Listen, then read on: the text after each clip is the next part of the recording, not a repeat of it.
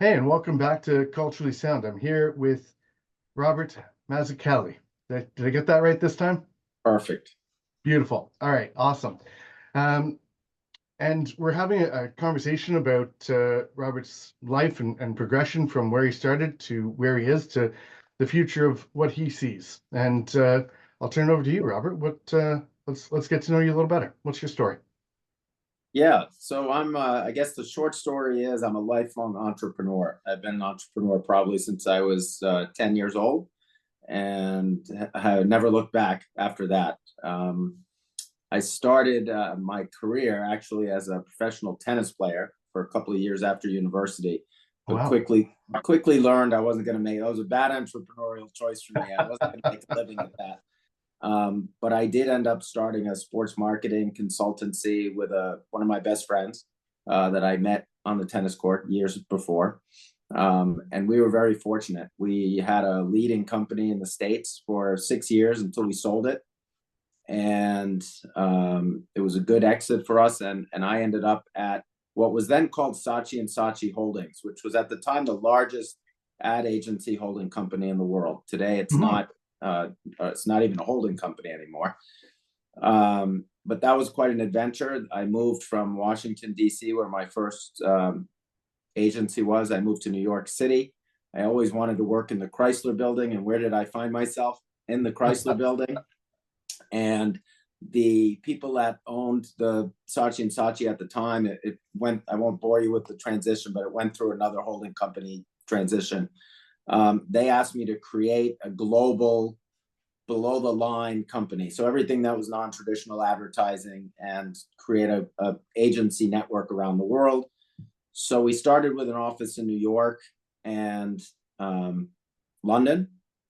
And within 3 years, we had 50 offices around the world. And within 4 years, we were doing close to $300 million in revenue. So it was a rocket ship ride. I was the co-founder with two other people on the team.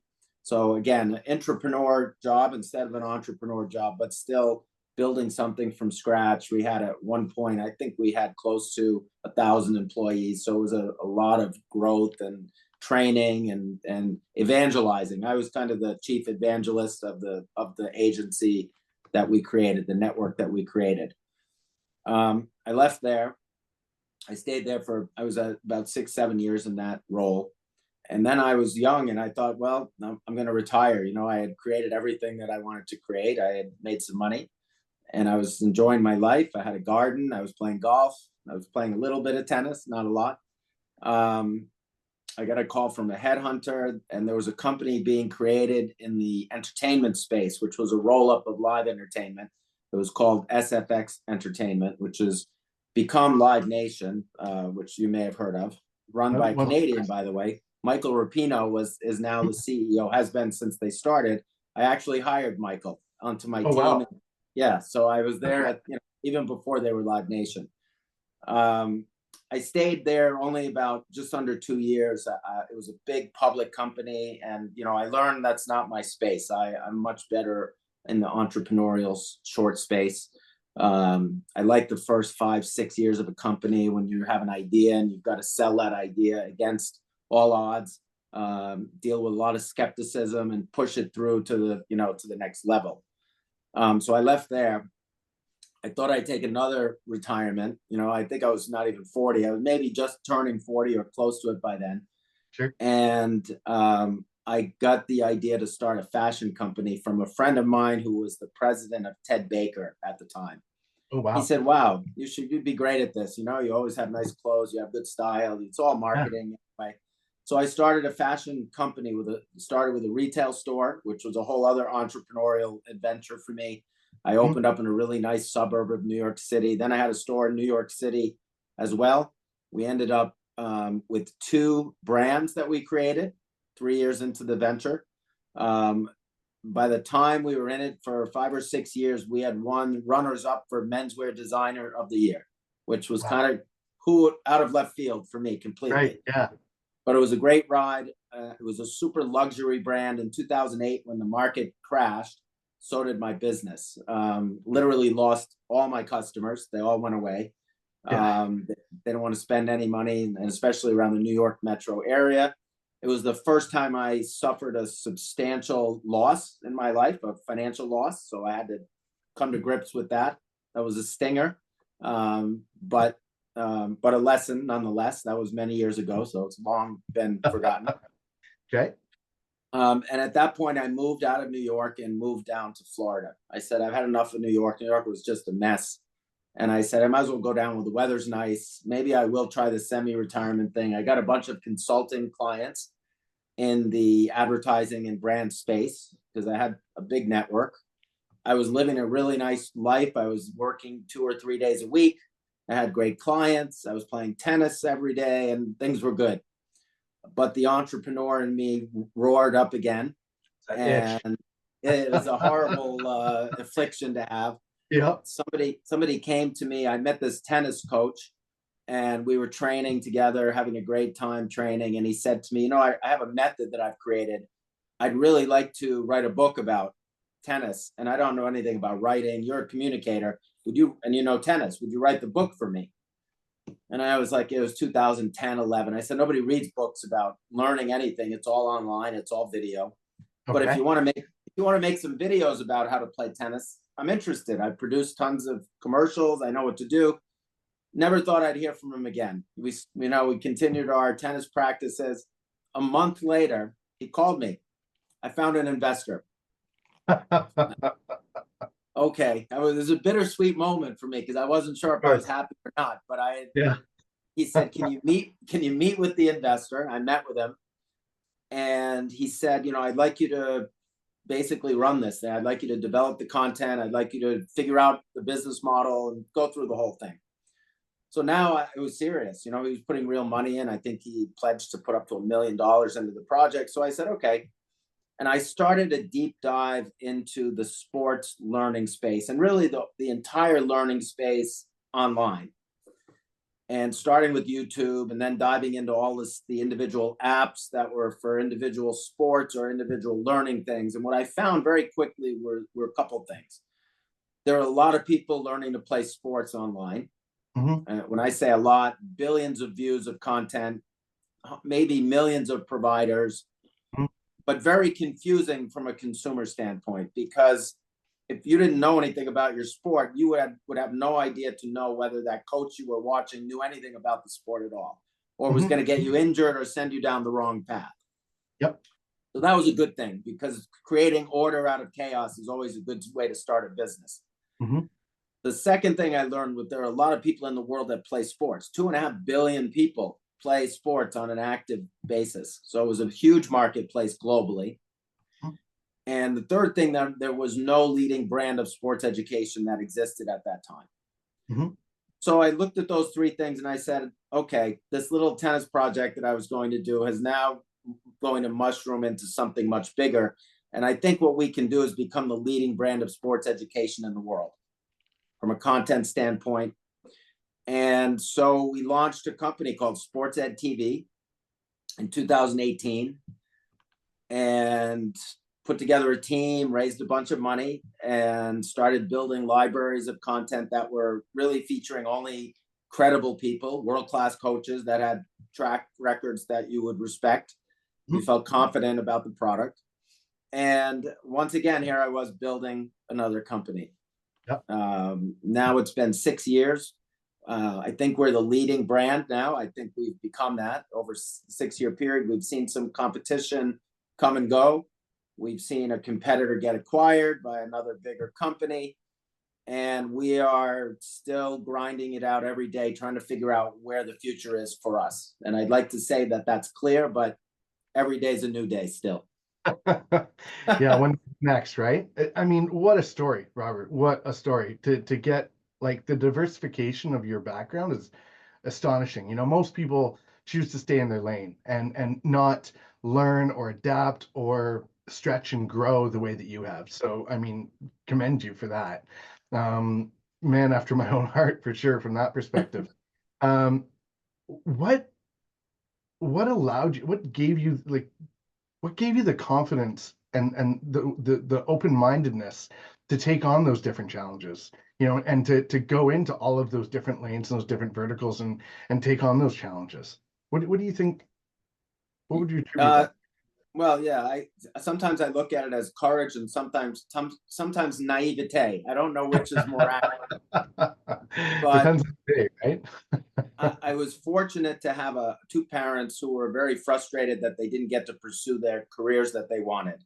They Okay. were first generation Italian immigrant kids Mhm. in a land where you had to become a doctor or a lawyer or something, or start a family, because that's how you gained respect back when they were growing up. Yeah. So my dad was actually a phenomenal artist and wanted to be a sports cartoonist. Oh, wow. uh, his father said, no, you're going to become a doctor or lawyer, and he became a dentist. So he passed the gene for the art to my brother, who's one of the most famous comic book artists in the world now. Oh, no uh, kidding. yeah, he drew Batman and everything. So that Oh, was wow. one frustration.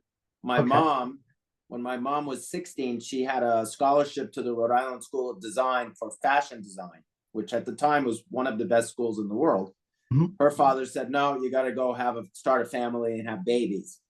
Oh, boy. So I think all this pent up, frustration of not doing that. When we were growing up, they said, pursue whatever you want to pursue and go at it with gusto and apply yourself 100%. So I've never had a fear of trying new things, and I've never lacked belief that I could figure it out. And I tell a funny joke or a funny story. One day, when I bought my first house, I had to change my garbage disposal broke.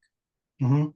And I remember thinking to I called like two plumbers. They couldn't come. I couldn't get one for a week. I went to Home Depot, bought one, and said, if the plumber can figure out how to put this in, I can figure it out. And so I went and I read the manual and I installed it myself. And so Yeah.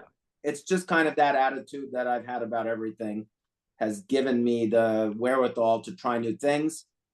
And, the worst thing that can happen is it doesn't work. And that's all, if you really think about it, it's not the worst thing in the world. And how often does the worst thing actually happen? And I mean, God forbid that, like, there are circumstances where that's the case, but the vast majority of the time, the fears that we manifest are not what actually come true. And to be able to work through that, work past that, and still take on those challenges, that's profound. And what a gift from your parents. I mean, that Amazing. to you and your brother, your family. I mean, that's such a gift, because I feel like, a lot of what holds us back is just instilled in, what we carry forward from our childhood, and the fears that are sort of based, and to be able to not have those set as a barriers is incredible. Okay. Yeah, I mean, look, in some circumstances, I would have liked to have a little bit of a guardrail or a little bit of Sure. fear to say why. I lost a lot of money in the apparel business, and I Hmm. lost a lot of years. It was 10 years of Hmm. my life Hmm. dedicated to it. And, I try not to look backwards and say, imagine if I stayed in my marketing lane for those 10 years, how much more could I have been? But the things I learned about retail, about consumers, about marketing a different kind of product, about actually owning the product as opposed to just always being a representative or an agent of a brand. Yes. I mean, I lived and died every day. I had that product in my hand and I had to sell it, or I had to teach someone how to sell that product. That's Hmm. very different. And it gives you a good perspective on the process of selling something that I brought back into my marketing practice. For sure. So there's always, what's the price of education? I'm not sure. In my case, it was very expensive, but it was good. I've learned a lot. And I want to pull on a thread that you mentioned, the chief evangelist, building that culture and that those relationships. What did that look like? How did that shape the trajectory of the company, having you at the helm, and what sort of tools or strategies did you lean into for such a role? Yeah, so you've got to go back. This was mid '90s, so Yep. the internet was really just emerging. Mhm. We were one of the earliest to actually have an internet marketing group. But you had to go. It was hand-to-hand combat to talk to people. You could use email, but when you're trying to create an agency network, Mhm. it was a very confusing thing for a lot of people, because agencies are very kind of organic to where they live and what they do, right? So when you're trying to expand one quickly, I had to dissect what is sort of franchisable about a company like an agency and Mhm. what is unique to the people that are in it. Mhm. And so I looked at how I had operated agencies for the past decade. And I said, the procedures, no new agency should ever think about procedures. How to write a contact report to a client, how to write an order to send something through traffic, how to write a brief for the client. These are things that the form can be exactly the same from agency to agency. So basically what I did was I wrote a franchise manual for an agency of all the things that could be systematized. And we printed this beautiful book. They used to call it the Bible. I had a big case for it. And I basically went around the world telling people that I want you to hire the best strategic and creative talent you can find, but I don't want them to think about process at all. Here's the process. It's in a book. I'm going to come around the world 3 or 4 times a year. You're going to line up prospective clients. Together, we're going to pitch those clients, tell them what we can do for them locally and globally. And then you're going to operate the company according to the book and the procedures that we dictate. Prescribed, yeah. And it worked great. I mean, we had, within the first year, we had 20, 25 offices open. They all were growing because they went to clients. They didn't have to think about how do we run an agency. We just have to think about how do we get clients? What do we do for them creatively and strategically? And they left the management up to the processes that we created. So it was, that was the magic sauce for that, because if we had tried, now we made a lot of acquisitions during that process, and we transferred them to our procedures and our sort of back office piece of it. But I think it's a big achievement to be able to, in a 4 or 5 year span, create a network of 50 offices around the world doing significant, hundreds of millions of dollars of revenue. Would not have happened had we taken a different approach, I don't think. So I learned a lot. I learned you have to look at, every business has certain attributes and certain processes, and growth can come from looking at, any of them and applying them to the growth, path.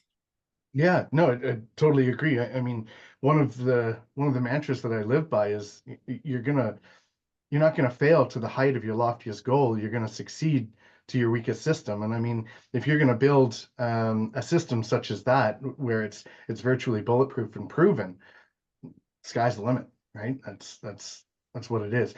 And did you carry over those strategies and those processes into the success of your current venture? What does that look like? Yeah, this venture is a little bit different. Sure. Again, I have to look at this company now. We're fully in the age of digital everything. Exactly. The procedures that matter in this company have to do with the creation of content, the way that we deal with social media, because we have over 1 million followers on social media, by the way. It's we have a lot of people following what we do. So yes, we've systematized. When we started this company, I wrote a culture book about the company.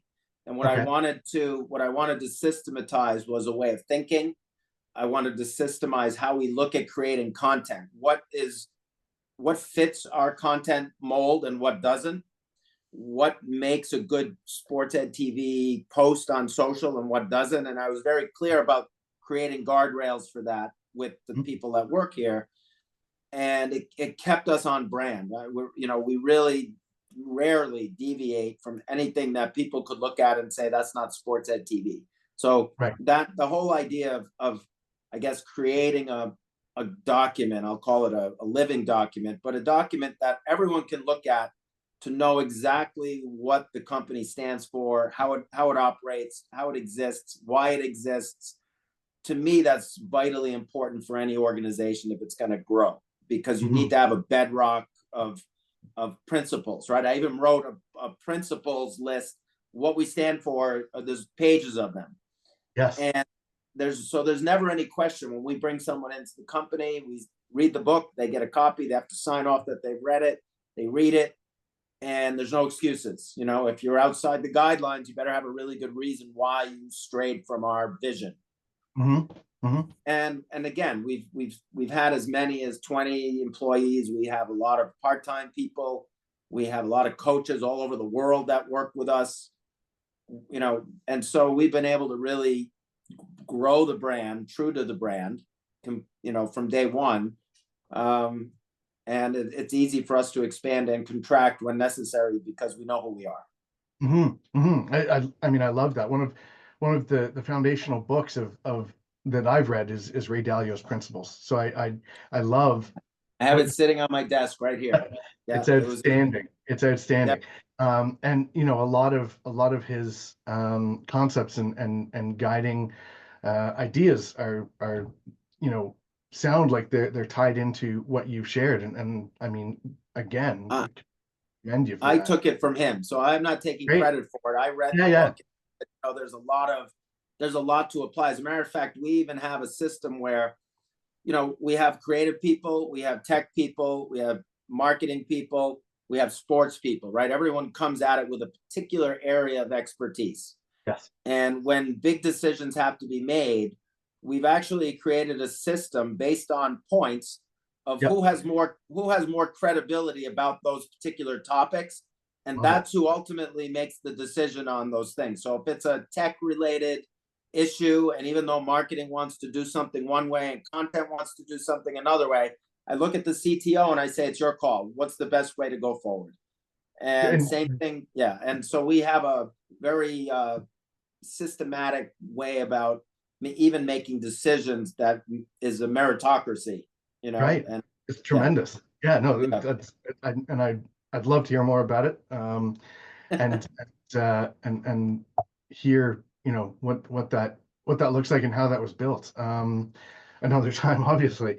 So now that you're here and we're in an age of as Gary Vee suggests, everything's a commodity, and we're what differentiates is the personality or the why behind the brand.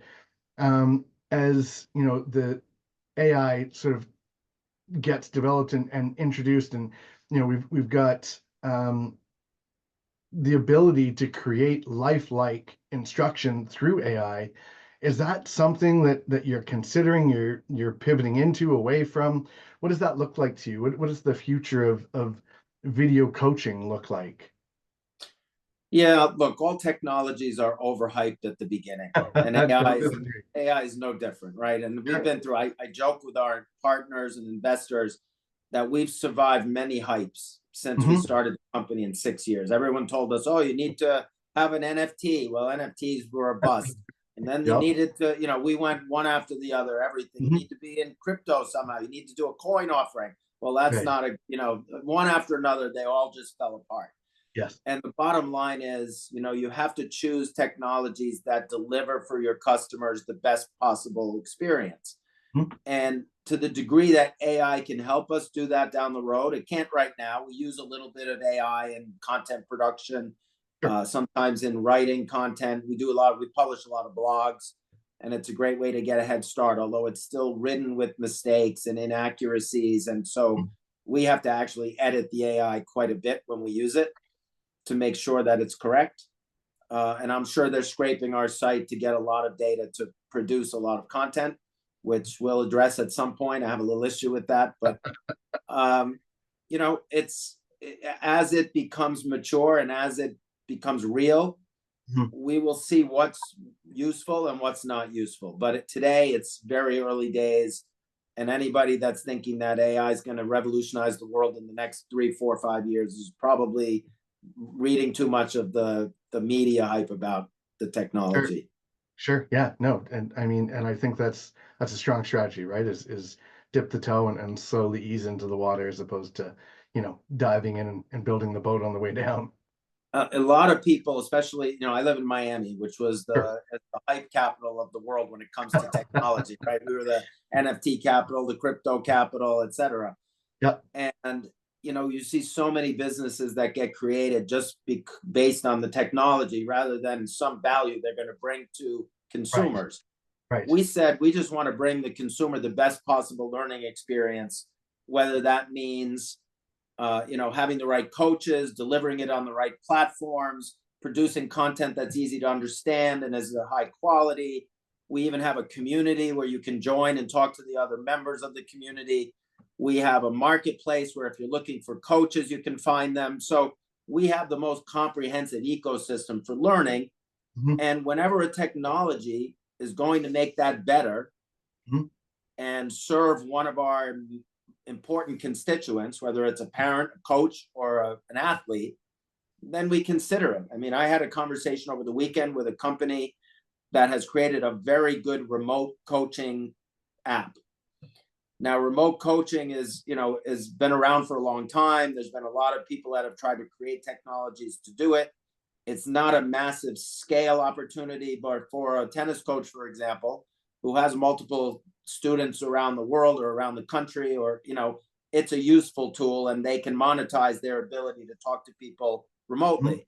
Mm-hmm. To the degree that we can work with this company to help deliver that to people in our universe that can use that tool, then that's useful technology, and we'll bring that forward, and we'll partner with a company like the one we met with, and we'll offer that as a solution to the benefit of our audience that needs it, to us, Mm-hmm. and the partner that we partner with. But it always starts with the consumer. If they're not better off because of it, then there's no reason to really do it. Absolutely agree. You've got to, especially in today's age, right? You've got to create that value to maintain the audience and the community that you're working towards. So what are the challenges? What are the things that you're tackling today that's going to guide you into a more successful or growth centric space for tomorrow? What does that look like? Yeah. So the biggest challenge I face, and I face it every day, and I come at it with 3.5 decades of being in the marketing world. So I've seen the problem become generated, and now it's full blown, right? So when I started in advertising and marketing, there were a few media, right? There was TV, there was radio, there was print, there was some sponsorships, which is what we specialized in at that time. There was direct mail. That was it, right? You had to really hone your message. You had to build relationships with consumers over time. You couldn't just go in and expect to consummate the sale immediately. You had to Mm-hmm. tell a story first. You had to build trust. The old saying, people buy from people they like. Trust. You had to Absolutely. spend time, romancing the consumer a little bit before you went in for the kill. Right. And as we've adopted or created new technologies that allow people to get to the consumer quicker and more directly, people have forgotten that it's still a process, that it's a 3-step process, not a 1-step process. And if you look at the last decade of the increases in performance advertising, which to me is kind of a misnomer because it performs on one end, but it doesn't really always perform on another. That's my biggest challenge. We're a platform that allows brands to get to introduce themselves to a big community of people that play sports. There's 2.5 billion of them out there. Mm-hmm. We have high engagement. Our social media engagement 7-8% across the board for all the sports. People spend 4 or 5 minutes on our site when they visit. So there's a lot of time to put yourself in front of these brands and get to know them and have them get to know you. Mm-hmm. The challenge is when brands come to us, they're immediately within 30 days, they want to see how many clicks they're getting, how many sales they're making. Of course. And I have to explain to them, this is not the goal. The goal that will happen over time, but no, you're in a race to the bottom if all you're doing is buying clicks, because the moment somebody else can buy more clicks or make a better offer, if the consumer hasn't built some loyalty to your product, hasn't gotten to know you enough where they build preference for your product, then they're going to be switching around just based on some new piece of performance advertising that comes across their desk.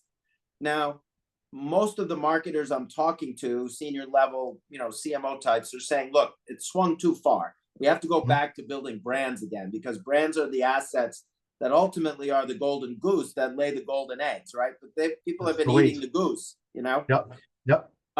So that's my biggest frustration, trying to talk to people who really understand marketing, as opposed to a whole generation of young marketers. And I'm a big young person fan, so I'm not denigrating youth. Sure. But they don't know any better. They don't know that there's more to life than generating clicks and hoping that you make a lot of sales. That's not necessarily going to build a brand asset. And so I live in that frustration almost every day. Mm-hmm. And what's the evolution of that for you?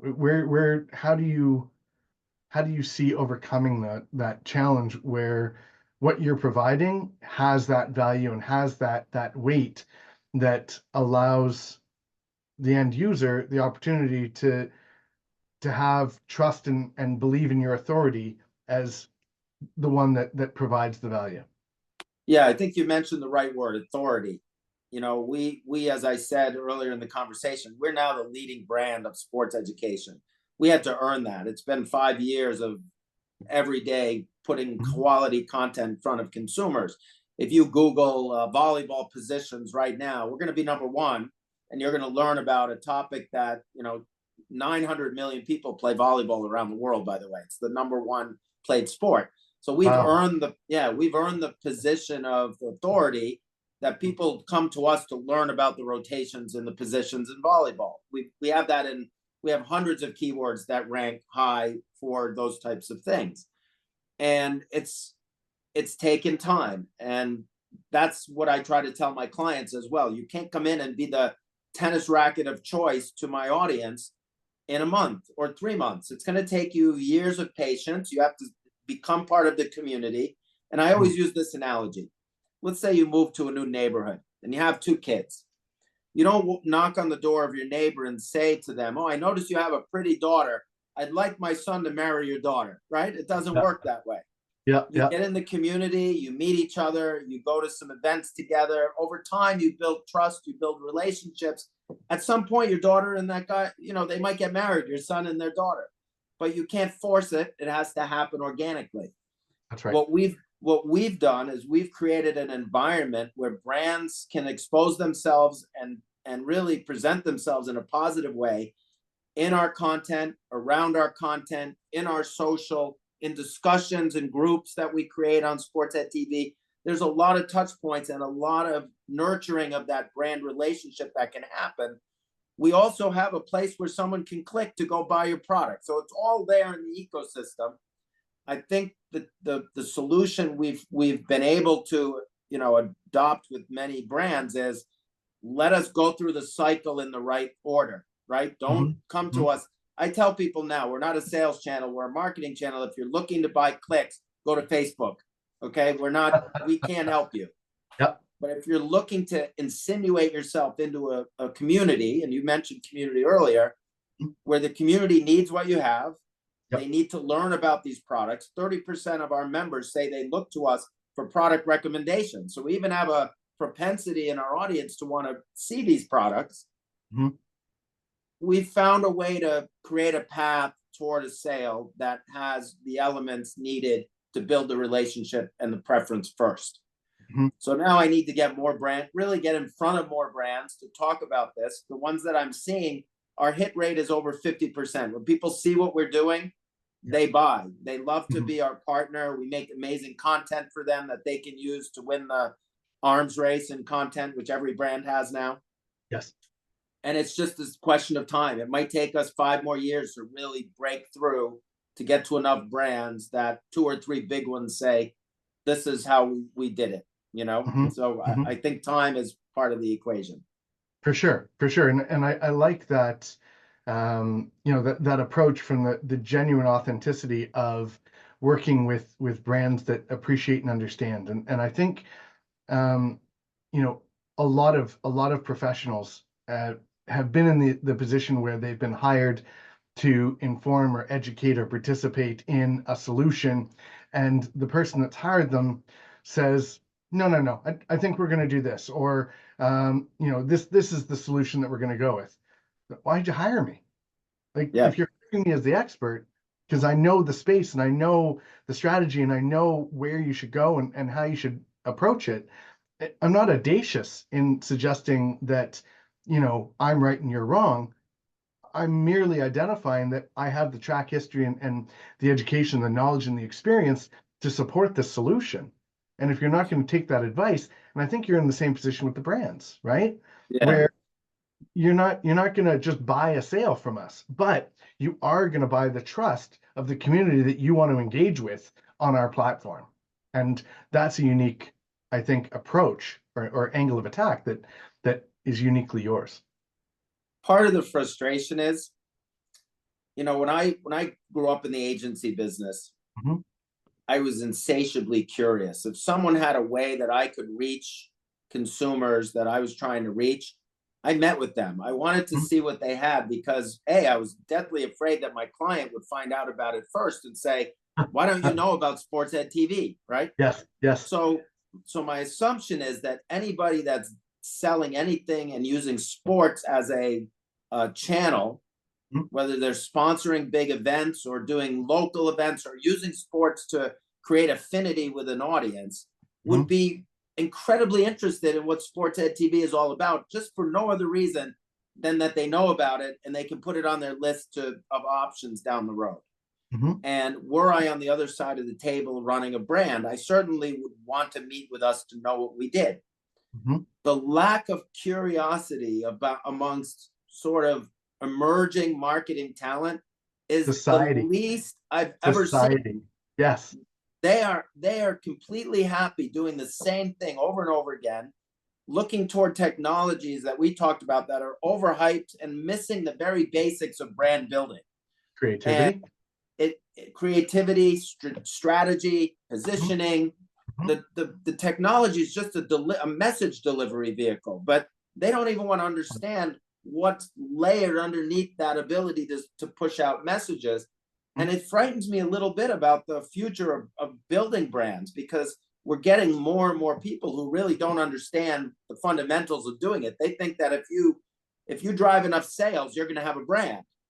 Yeah.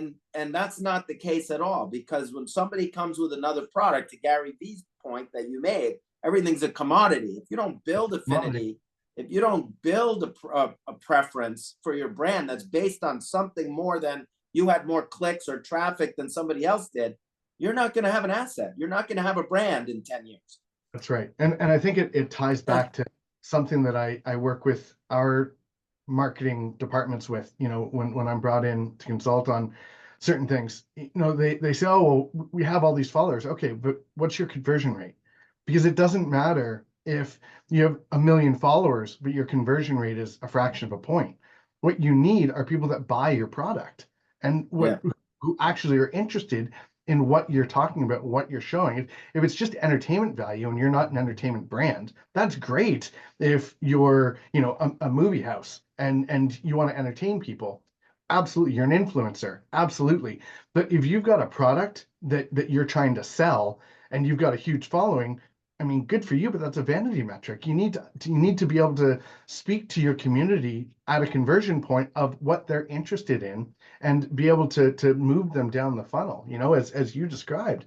And I think that I'm not necessarily all of that afraid of, dilution of the industry if what my clients or you are focusing on is value and creating an actual brand that has trust and affinity, as you mentioned. Because what's going to happen is that competition is going to start getting absorbed and bought up, and it gives you an opportunity to grab things really cheap because they just aren't going to make it, and I think that's a big part about scalability, right? You get investment outside money. It's not your money, and you may not have the same respect for how you're spending it. And if you're just spending it on scaling, and now you're at a point of bloat and you don't have the funding to support, or the product to support what you're selling, you've got an excellent funnel, but you've got no longevity. So then you're ripe for acquisition. And look, there's going to be a lot of, I don't even think there'll be acquisitions. I think there's going to be a lot of brands that will just become obsolete because they didn't really build a brand, right? They created, for example, I look at the mattress industry, and I look at all these mattresses that have come out that are, really were born of an online business only, right? You can't find them even in retail. And the purple one, the blue one, I don't even know all the brand names anymore. There's so many. Which is the problem, right? Which is the problem. Exactly. And I still remember, Simmons, and I remember Sealy Posturepedic, because they built a brand, and Tempur-Pedic, and because they spend the time to be on channels talking about their product. And I'm thinking, how many of these mattresses will even exist 10 years from now? They just offer nothing more than they were able to get a lot of digital media in some people's face and generate enough clicks to make some conversions. But at the end of the day, where's the differentiation? It could have been Yeah. the purple mattress or the blue one or the green one, and it wouldn't have mattered. The price, the price keeps coming down because that's the only way to make conversions happen when you don't have anything else to say. So, And I mean, interesting point there. Do you think that that might be a generational thing? Is that something that matters to you, me, the people that, that had experience, like Kleenex, right? It's not actually Kleenex, it's a tissue. But, yeah, so my point, right?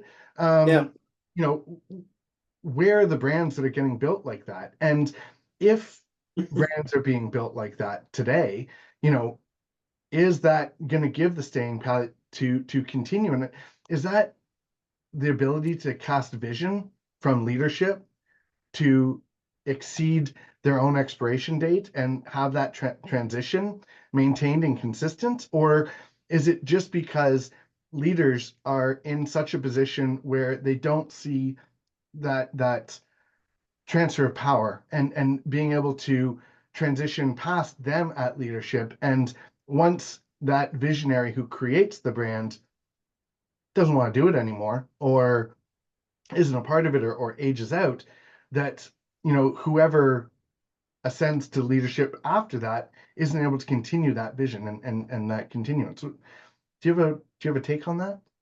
yeah. And I have a good example. And again, it speaks to what I said. There's a generation that really may not know how to build brands. When Jeff Bezos started Amazon, he's Yep. famously said any brand that has to spend money on advertising probably has a problem with their product. That was a quote. Amazon spent $12 billion on advertising last year. So, Mm-hmm. I mean, somewhere along the path, he woke up and said, we're now a brand. We now have competing brands that are trying to take our business, and we better tell a story about why Amazon is important through advertising. Mm-hmm. And to me, when I look at that, that's, there's two brands that I always hold up. That's one story. And the Mm-hmm. other is Apple. Apple has never run a promotional ad in their life. They've in their entire existence. Now, I've been an Apple user since 1987. So Mm-hmm. full disclosure, I love their There you product. go. Yep. But they won me on their product. And they tell stories about how their product is going to make your life better. They don't talk about how speeds and feeds and bits and bytes. They are truly building an emotional connection with consumers in the way that we always did in marketing. They Mm-hmm. they are a standout in doing that. And Mm-hmm. so, you know, as long as we still have a few brands that emerge that take that path. Now, Apple's been around a long time, and Steve Jobs was a genius when it comes to storytelling about his brand. Mm-hmm. But, I'm trying to think of new brands that have emerged in the past 4 or 5 years and who's done a good job. And it's really hard to come up with them other than the ones that just have been in my face because they're buying performance ads like crazy. I mean, I spoke with a very big brand. I won't mention who they are last year. They're the leader in their category. It's a growing category. It's a multi-billion-dollar company. And they said they spend 100% of their budget on performance ads only. And I said to them, what happens when the competitor, of which they have 4 or 5, makes a better offer or a better deal and commoditizes your product? What do you do? Nobody's going to care about that it's you or them because you offer the exact same thing. Mm-hmm. And they didn't really have an answer. They didn't know what to say. And to me, there's a lot of that that's going to be happening. And a lot of investors are going to lose a lot of money because the brand is a key asset. I mean, it's the primary asset in most cases of a business. Mm-hmm. And the brand values are going to get eroded by new competition that comes in and just, as I said, it's going to become a race to the bottom for a lot of these companies. Yeah, and I think what needs to be remembered and considered, and I think it's an element that just short-term memory maybe, is brands have a tendency not to recession proof you, but really insulate you from recession economies. Absolutely. And I think when you brought up Amazon, and as much as they're spending and they're gaining that brand recognition independently, they're what they're contributing to is that race to the bottom, right? Because it's it's bringing more accessibility on a search engine, Amazon.com, for the product that you're basing purchasing off of price. If I'm It's an looking for, irony, isn't it? It's a very isn't it? ironic example. Isn't it Yes, a bit of a paradox? yes, So, when I'm looking for, the best car inverter to throw into my vehicle, SEO is another thing. And you mentioned keywords and development of keywords. I I wonder when search and the marketplace is going to evolve, because you used to trust the businesses that you found in the yellow pages. The ones that had the biggest ad yeah. were probably the ones that you should call it for sure for pizza joints, right? That was a Yeah, hundred and percent. carpet cleaners, right? Right, Yeah, right, and HVAC duct cleaners, right? yeah. And There you go. so it was the biggest ad that you sort of called, and now it's the top in Google.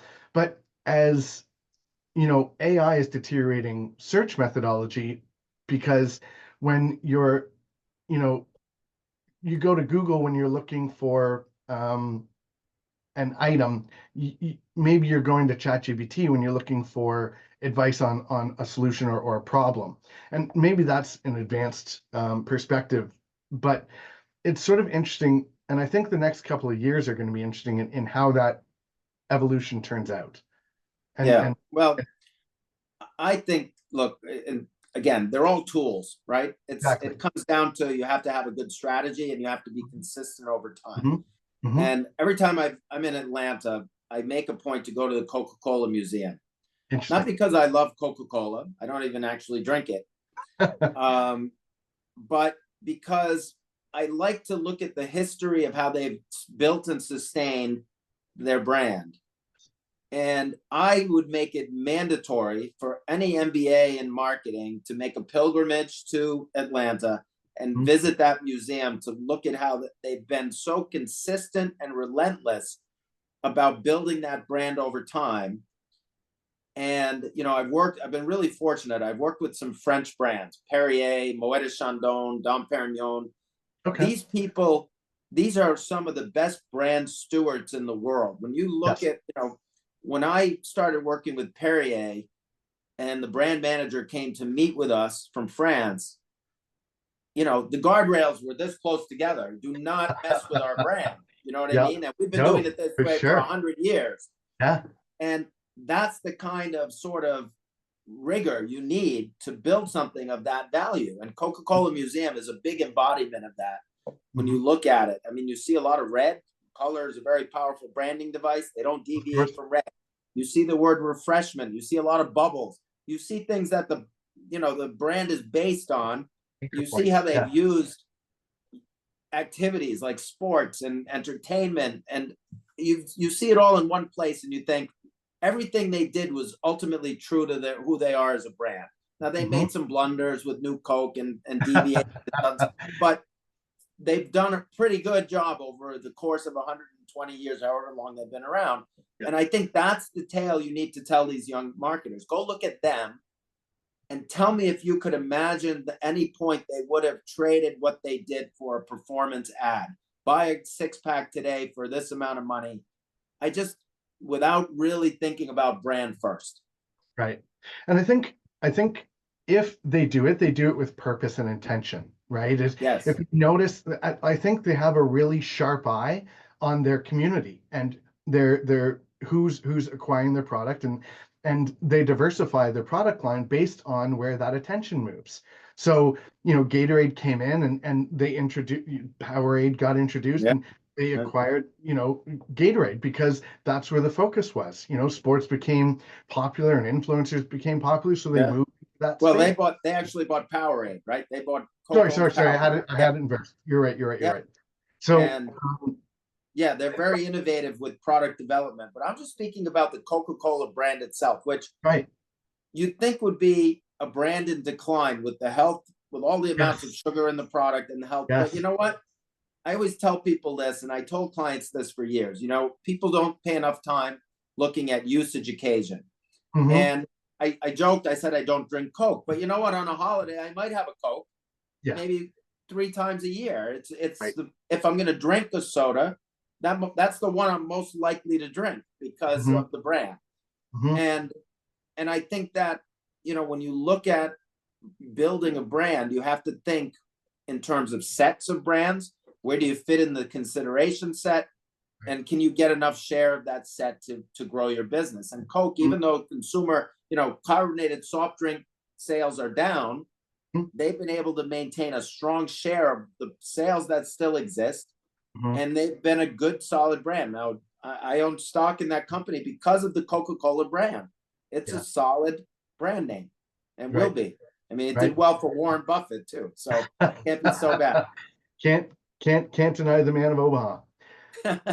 So if you were to describe yourself in 3 words, what do you think you would use?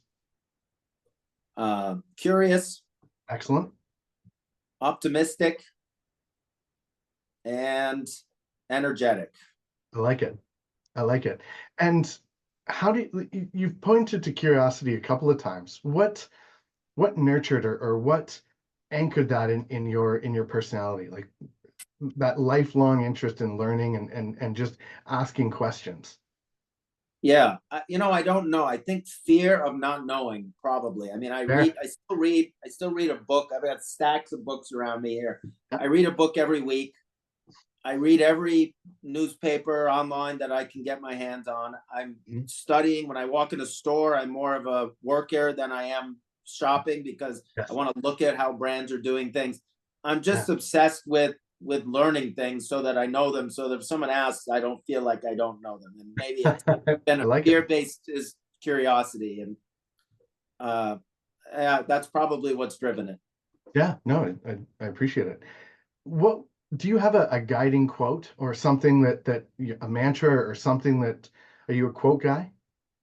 Yeah, I have a lot of quotes. I have books of quotes, and I use them a lot. The one that I've been telling a lot of people is from Jack Welch, who ran GE. Okay.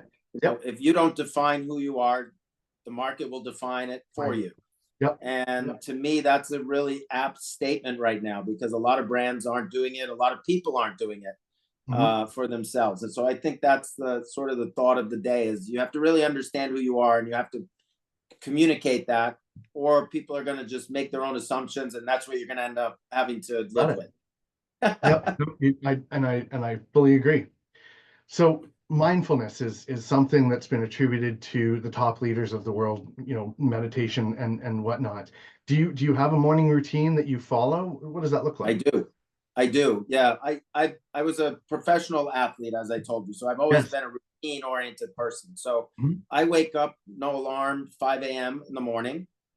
I pour myself a nice glass of water with some lemon, and I read for about 30-40 minutes, a book, whatever it is that I'm reading at the time. Then that's really my time to set my brain for the day. Then I go and I exercise for about an hour and a half. And I have different routines for my exercise. I always stretch for 20 minutes because I'm getting older, and I want to make sure that I can keep that mobility. Do whatever I do. Got it. And then I come back, I take a shower, and I start my work for the day. In the afternoon, about 3-4 o'clock, I take another half hour, and I either take a nap or I just lay down and try to clear my brain of everything. And then I come back and I work till 6 or 7, and I'm a chef as a hobby, so I like to cook dinner every night. Yeah, love it. What's your choice cuisine?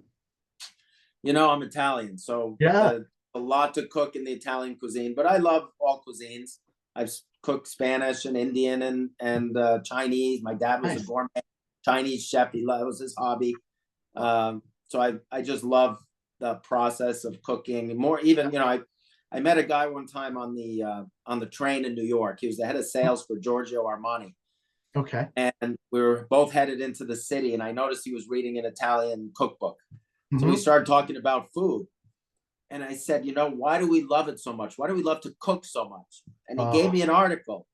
And he said that people that really love to cook love the process more than the outcome.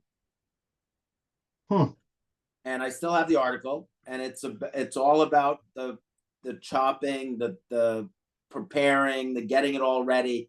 That if you don't love that, you're going to hate to cook, because you're going to get impatient and you're just going to want to see the outcome. So it's really a creative process, and it's no different than creating a good ad or creating a good video.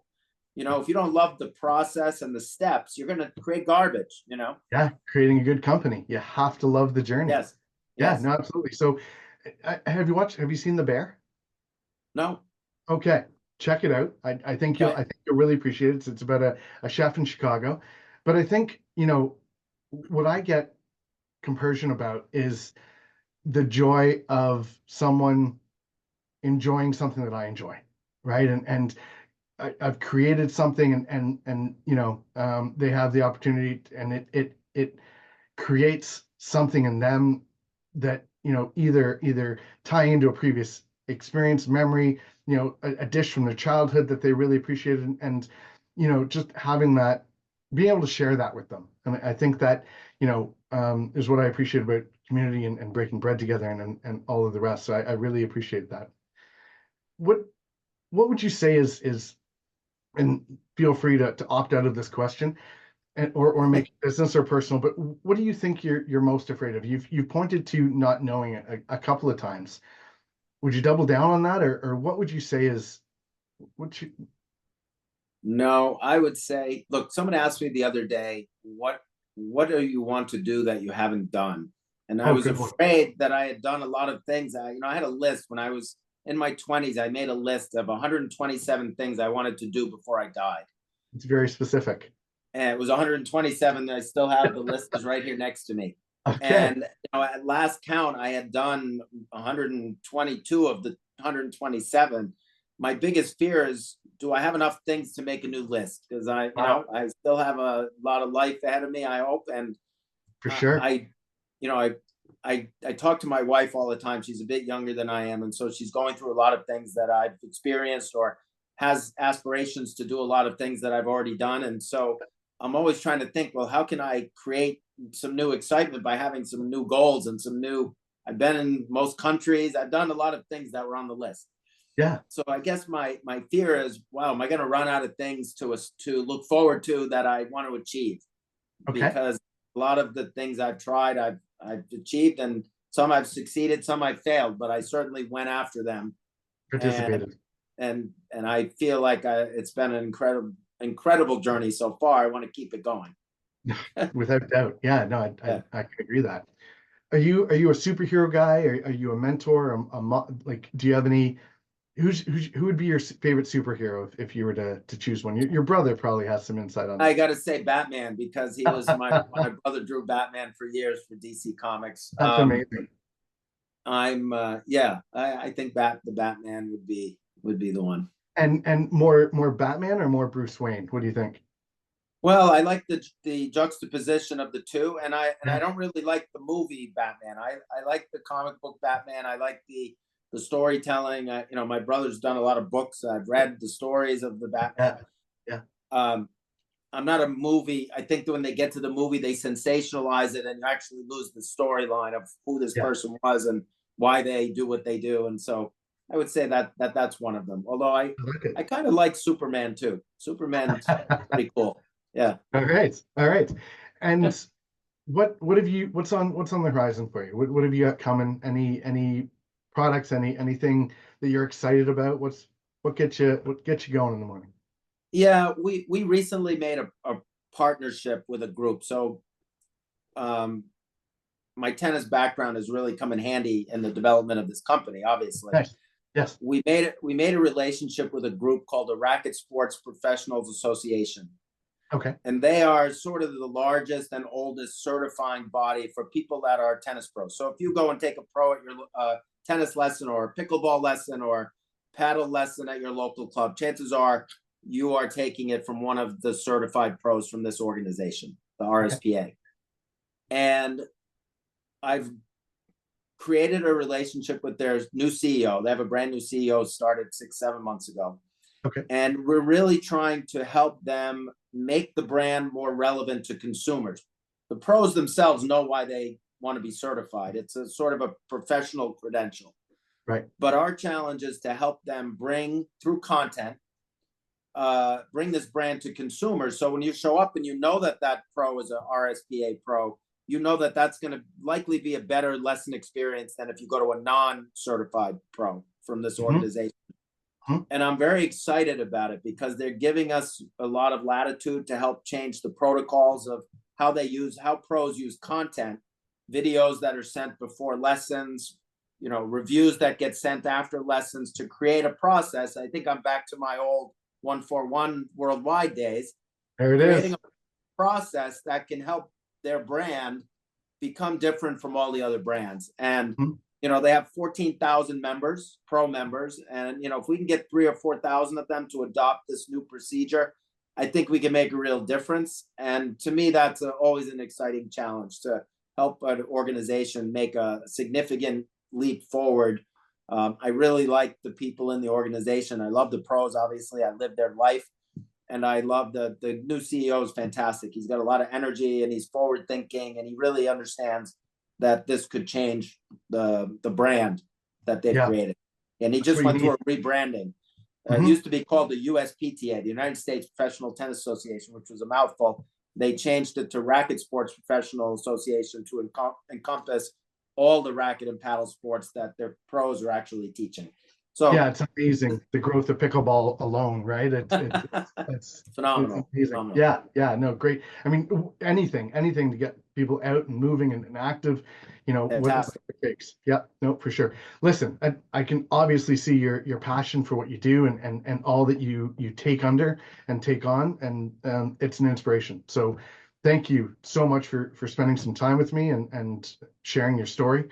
Any closing thoughts? Any No, look, I think that these conversations are always great to have. I wish millions of people could be having them and seeing them and engaging with them.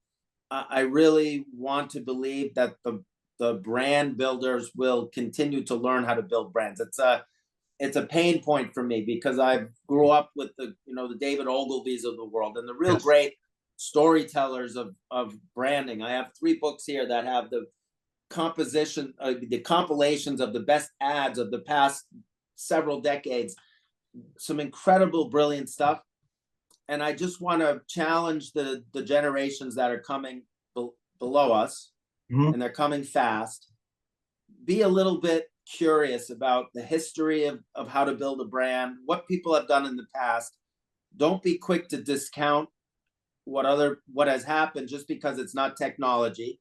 Mhm. Learn from that and bring that into the future using the technology, and you'll be able to have a much more powerful impact on business going forward.